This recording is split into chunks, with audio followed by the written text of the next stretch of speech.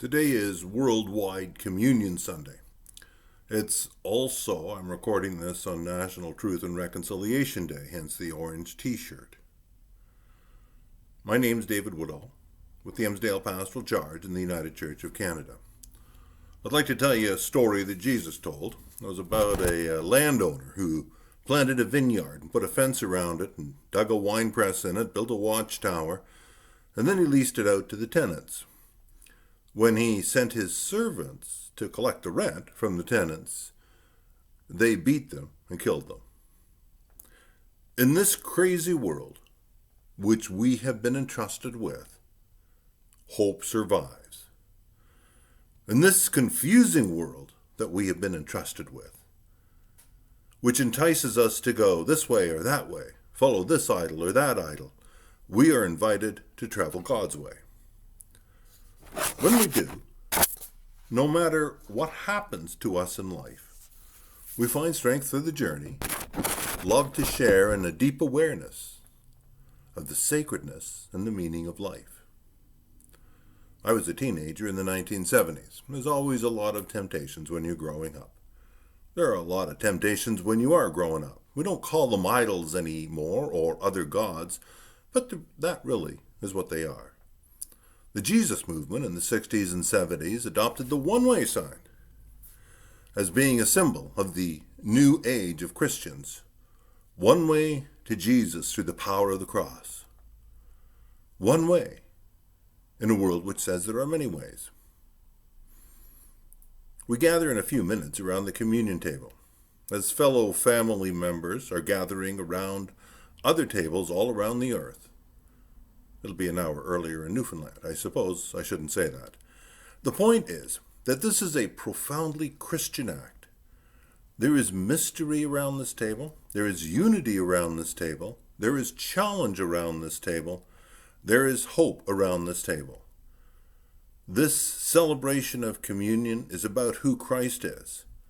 This celebration of communion is about who we are, what we believe in, how we live. This is about our hopes and our dreams for what the world will become. Around this table, even though this is a crazy and confusing world, we discover that we've not been left alone in it, despite all the evidence to the contrary. God's still in control. Amidst the many ways of making our lives happy and successful, which the world talks about, and I think we'd all like our lives to be happy and successful, God invites us to live wisely, to discern what is good and what isn't, and to make a contribution to life. Now, some people would like to say that the world is here and Christians are there. But the world is not just out there. The world is inside of all of us. Our values and our understandings are shaped by others. And some of the shaping is good and healthy, and some of it is bad and destroys life, if not for you, but for others. The art of living, and life is a gift from God, the art of living is to nurture the good in life for all of creation. This is clearly the way God invites us to go. But I'll tell you, this is a troubling way. We might become more than we ever dreamed we could be. And that's quite unsettling. This is a tumultuous journey. You see, we follow the one who brings peace and who confronts unhealthy attitudes. We follow the one who can wither the olive tree with a glance. We follow the one who calms the seas and promises that his Father's house has many rooms. And we follow the one who could terrify demons simply by his presence and send money changers scampering from the temple. Don't believe that this journey will leave you without feeling some turmoil. For those of us who have been shaped by this world, we'll discover that what we thought were solid futures for us turn out to be flimsy shells. And the things we thought that weren't that important turn out to be the most important of all. Thousands of years ago, in the time of Elijah, there were 1,000 billboards to the god of that age, Baal. Elijah was in turmoil. Everywhere he looked, It was one message. Your lives will be better if you worship at the altar of Baal. Not much different from today, of course. You will live in harmony with nature when you buy the Subaru Forester. So everyone said, I want to live in harmony with nature. I'd best get a Subaru Forester. Or Toyota will invite us to be wild and carefree outside in your Toyota. A Lotto 649, imagine the freedom. Just think what you can do with that big one. Elijah, of course, had no idea what those images for us mean today. But he knew the story in his age. The billboards for Baal were all over the place. They looked so enticing. This must be the way to live. It was overwhelming. The most powerful in the land shaped their policy around these billboards and built the plans for the kingdom around these billboards. Trust in the new economy, they said. Oh, trust in the global economy. It'll bring benefits to all. We're struggling with that one today. Trust these companies. Put your money here. We'll make sure it's safe for you. Invest with us and your life will be better. Yeah, something else we struggle with. The billboards to Baal were incredible to read. They were so enticing. This must be the way to live. And so Elijah went near to all the people and said, how long will you go limping with two different opinions? If the Lord is God, follow him, but if Baal, then follow him. The people didn't say a word. The people didn't say a word. This message of God shatters the comfortable, upends our thinking, and shapes how we live. Sometimes we don't say a word because we don't want to hear. Because we know how devastating hearing could be.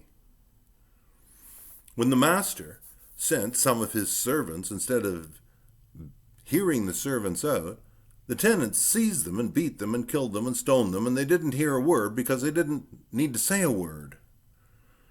The people who witnessed the contest between Elijah and the prophets of Baal didn't say a word.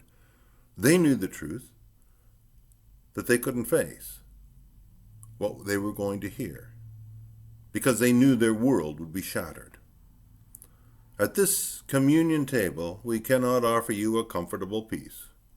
We cannot offer you a faith which will quiet your mind but will never trouble your conscience or challenge the way you live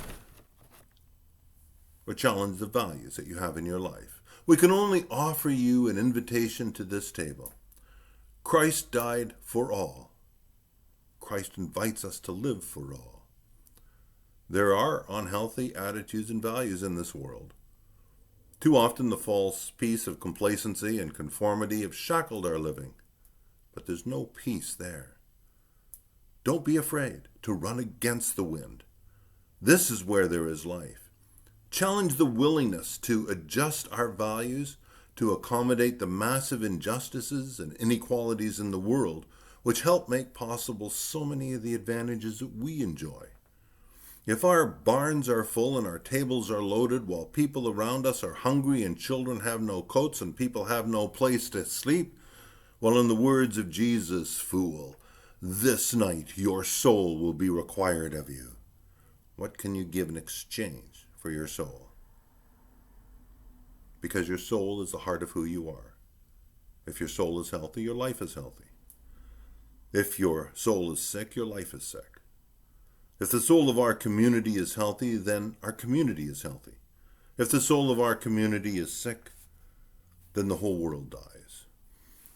Come to this table with reverence and faith. Come in trembling and fear. Come with thanksgiving, gentleness, and kindness. Drink deeply of life. Drink deeply of faith. And then go out and change the world. And when we do, the hungry will be fed, and the homeless will sleep, and the victims will receive justice, and our complacency will be shattered, and all around us hope will emerge. In this crazy world, which we have been entrusted with, hope survives. In this confusing world that we have been entrusted with, which entices us to go this way or that way, follow this idol or that idol, We are instead invited to travel God's way, and gather around this table. God bless us all. Amen.